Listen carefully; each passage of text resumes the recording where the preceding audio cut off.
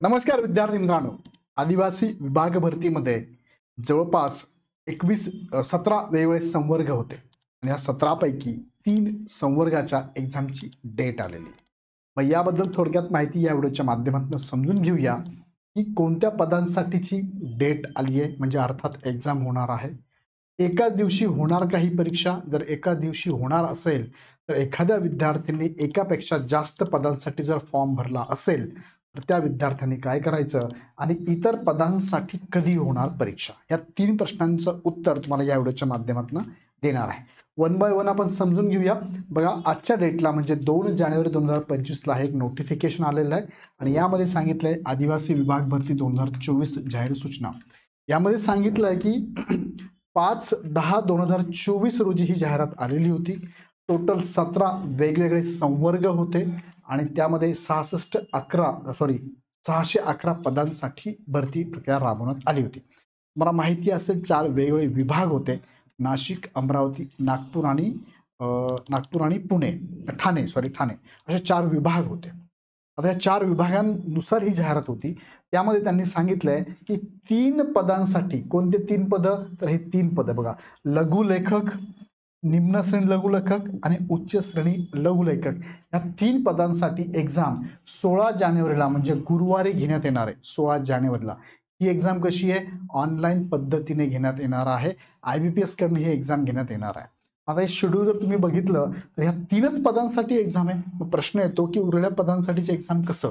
आणि ह्या 3 पदांसाठी एकाच दिवशी एक्झाम असेल तर मग हा प्रश्न परत येणार आहे की एका दिवशी जर एका विद्यार्थ्याने एकापेक्षा जास्त पदासाठी, म्हणजे एखाद्याने 2 पदाला, एखाद्याने 3 पदाला जर फॉर्म भरला असेल तर त्या विद्यार्थ्याची एक्झाम दिवसभरात कशी होणार आहे?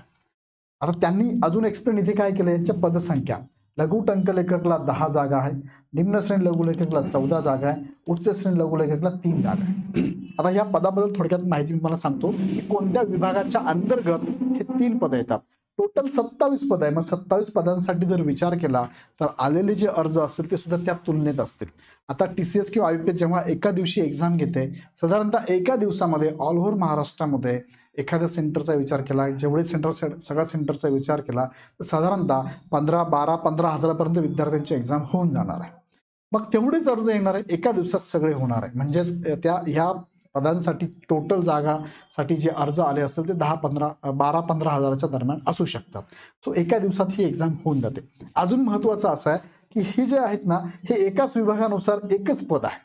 म्हणजे हे जर पद लघु टंकलेखक हे पद जे आहे ना, हे पद एकाच विभागात आलेलं आहे, बाकी दुसऱ्या विभागात नाहीच आहे. म्हणून त्यांनी एका दिवशी एक्झाम घेण्याचं पण ठरवलं आहे. आता थोडक्यात पुढे घेऊन जर तुम्हाला बघा, जसं की हे पद आहे उपर आयुक्त आदिवासी विभाग, अमरावती विभागाअंतर्गतच पद आहे, बाकीच्या कोणत्याच विभागाअंतर्गत लघु टंकलेखक पद नाहीये.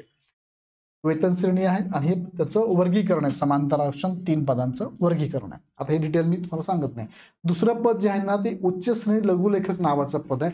ते फक्त आणि फक्त नाशिक आदिवासी विभागाच्या अंतर्गतच आहे, बाकी विभागात हे पद नाहीये. पेमेंट चांगलं आहे, 55 हजारापर्यंत सॅलरी, 3 जागायच्या आहे. आणि तिसरं पद आहे निम्न श्रेणी लघुलेखक, त्याला सुद्धा तुम्हाला 50-55 हजारापर्यंत सॅलरी आहे, जागा आहेत एकूण 14. हे 3ही पद आपण जर घेतली लक्षात तर 3ही पदांच्या बाबत त्यांनी काय सांगितलंय, पदे 3 आहेत, परीक्षा मात्र एकच होणार आहे. म्हणजे त्यांनी सांगितलेलं वाक्य तुम्हाला मी सांगतो बघा: ज्या उमेदवारांनी वरील पदांपैकी अनेक पदांसाठी अर्ज केले असतील, काय सांगितलंय, अनेक पदांसाठी अर्ज केले असतील. वरील म्हणजे कोणते? वरील म्हणजे वर दाखवले 3 पदं, ही एकच नोटीस आहे ना, 3 पदं मी आता दाखवली 3 पदं, त्यांची परीक्षा एकदाच होईल. म्हणजे तुम्हाला 16 तारखेला जर एखादा विद्यार्थी, A नावाचा विद्यार्थी आहे, ह्या विद्यार्थ्याने 1, 2 आणि 3 अशा 3ही पदांसाठी जर अर्ज केला असेल तर त्याला परीक्षा एकच द्यायची, एकच परीक्षा. बघा, एकच परीक्षा आहे. आता दुसरं लक्षात घ्या, फॉर्म भरताना तुमचे फॉर्म सेपरेट भरले होते. फॉर्म भरताना प्रत्येक पदासाठी सेपरेट फी भरली होती. यस, असंच मागे एकदा एक एक्झाम मला आठवत नाही, आरोग्य विभाग असेल किंवा ZP असेल, त्यात पण असंच झालं होतं.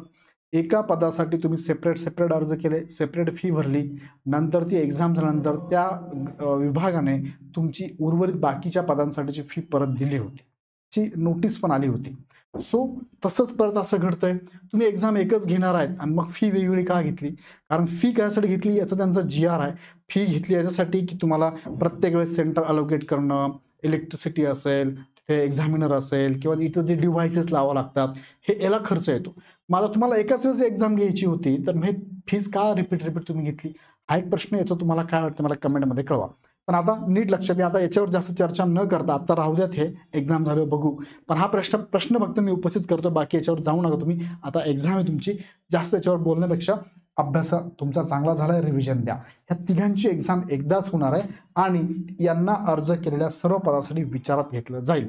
मग तुम्ही जर सपोज एखाद्या विद्यार्थ्याची निवड तिन्ही ठिकाणी फॉर्म भरला आणि तिन्ही ठिकाणी निवड झाली, तर त्या विद्यार्थ्याला नंतर प्रेफरन्स द्यावा लागणार आहे की मला ह्या 3 पदांपैकी पहिलं हे पाहिजे. जर ते मिळत असेल तर बाकी 2 पदांसाठी इतर विद्यार्थ्यांचा विचार केला जाईल. सो साधी सिंपल प्रोसेस आहे. हीच प्रोसेस लक्षात घेऊन ह्या एक्झामला तुम्हाला सामोरं जायचं आहे. सो लक्षात घ्या विद्यार्थी मित्रांनो, ह्या 3 पदांसाठी आता तुम्हाला सर हे 3 पदावरती इतर पदं आहेत, त्या पदांसाठी पण अशीच एक्झाम होणार का? आता त्याचं नोटिफिकेशन येईलच तसं. त्याची एक्झाम सुद्धा लवकरच येईल. म्हणजे 16 तारखेला ही जर असेल तर पुढच्या 2-3 दिवसात पुढचं पण एक्झामचं शेड्यूल ते बनवतील. त्याचंही शेड्यूल तुम्हाला येईल. म्हणजे या महिन्याच्या एंडपर्यंत कदाचित सगळ्या एक्झाम संपून जातील. का? कारण फेब्रुवारीमध्ये आदिवासी विकास, समाज कल्याण, महिला विकास आणि ICDSच्या एक्झाम घ्यायच्या आहे आणि मार्चमध्ये, एप्रिलमध्ये शक्यच नाही. कारण BEdच्या ज्या CET एक्झाम आहे त्यांचं शेड्यूल TCS कडे आलेलं आहे. सो यानंतर बाकीच्या उरलेल्या सगळ्या एक्झाम फेब्रुवारीमध्ये होऊन जातील. तुम्ही तयारीत राहा. ओके.